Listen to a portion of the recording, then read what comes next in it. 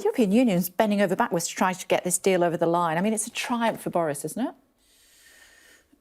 Well, let's see if they agree to it first. I think it's probably a good basis for negotiation. I mean, some of it is being briefed that they're going to just reject it, but I don't think that they should.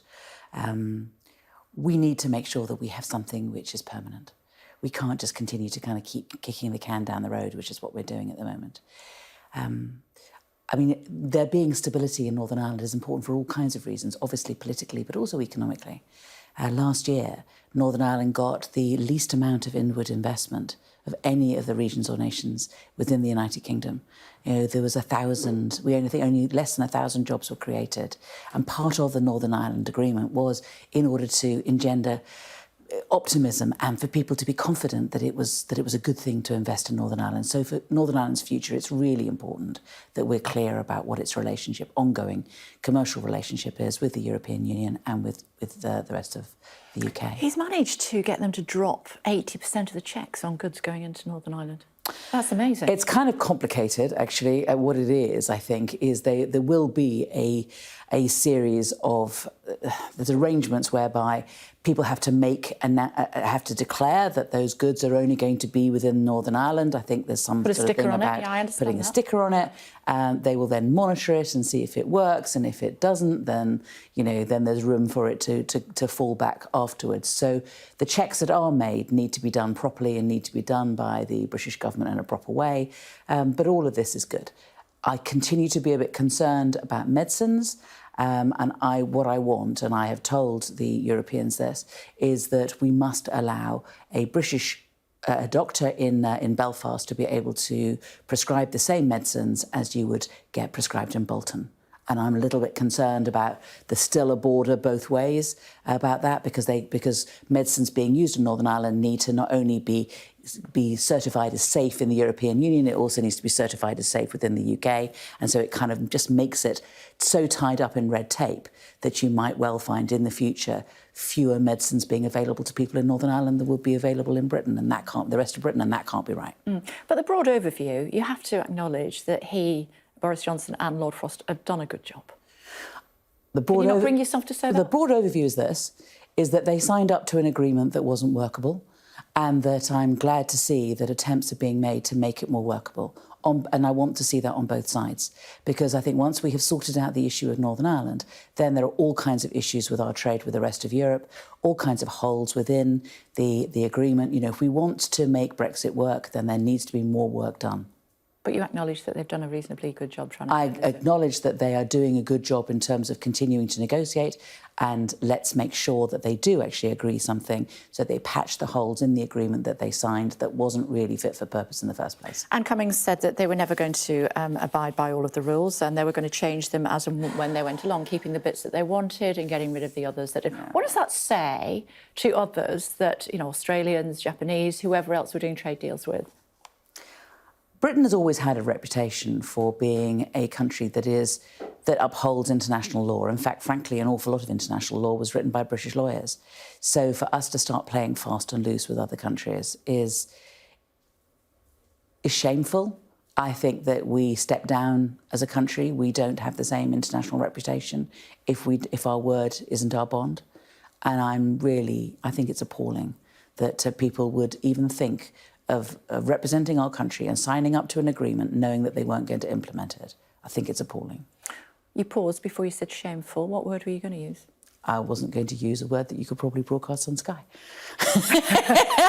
In which case, I'm glad you didn't. Thank you for that.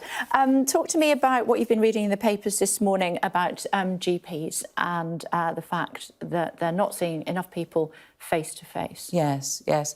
I mean, it's a struggle, isn't it, to get to see a GP?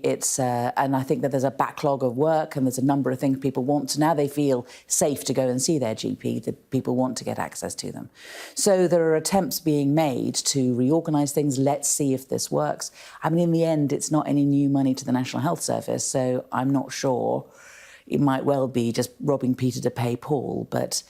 And some people do find it easier to get a faster appointment and just speak to their doctor on the telephone or on Zoom, and if that's how, if that works too. And what's wrong with that? Exactly.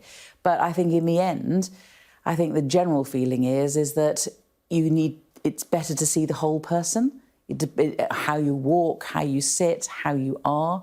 You know, it's also an important part of the diagnosis. So there needs to be a range of things, but what we can't have is for there to continue to be such difficulties to see a GP face to face. Also, what we can't have is half of our GPs that are saying to the BMA that they're depressed. Yes. I spoke to a GP this morning and he said, who's actually making policy? Is it the NHS? Is it Sajid Javid? Or is it the Daily Mail? Yes, I understand that. And in the end, and we've also, of course, heard today that 1 in 5 public sector workers are thinking of leaving. And I think that we do need to remember how valuable they are, everything that they have been through during the COVID crisis. We've all had a difficult time, but those that have kept our public services going are absolutely the people who, you know, we stood on the doorsteps and clapped them, but we need to continue to remember how important they are and the long-term effects of the amount of work that they've had to put in order to help us all through. Do you feel that Labour's doing enough, though, to try to support our medical team? I mean, your leader's actually married to a medic, isn't he? Yes. Well, I mean, I think that we do. I think we do everything that we can to listen to... Why aren't you in power, then? Oh, well, that's another issue. I think that we're not in power because the last general election was an election just about Brexit. And I think that we should have had a referendum about that and not a general election, but there we are, it's in the past. They now have an 80-seat majority. They have an ability to make Brexit work, not just to continue to be a campaigning organisation. They ought to be governing. The Conservative Party ought to be, now they're in power, they ought to be making responsible, mature decisions, difficult decisions, and bringing our country forward and out of the mess that we're in at the moment. Yeah, I mean, Cummings, again, quoting him, and sorry about that, but I'm going to, he said the reason that he supported Boris, even though he thinks he's an idiot, is because that he was a better idiot than the guy that was running the Labour Party at the time. And isn't that what the rest of the country thought?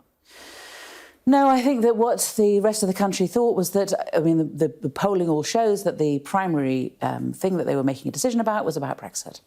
And they wanted Brexit over and done with. And this idea that Boris Johnson had an oven-ready deal, you know, put it in at gas mark 3 was something which appealed to people.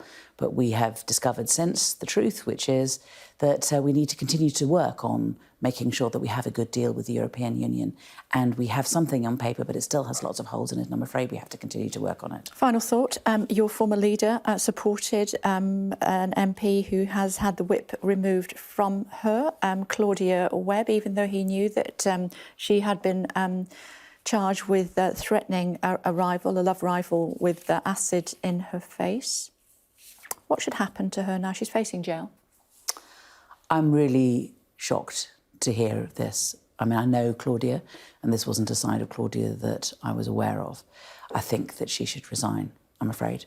I've known Claudia a long time. She was a councillor in my constituency. She was well respected. As I say, all of this has come as a great shock. But I think that given that she has been convicted, this is a serious matter, I do think that she should stand down.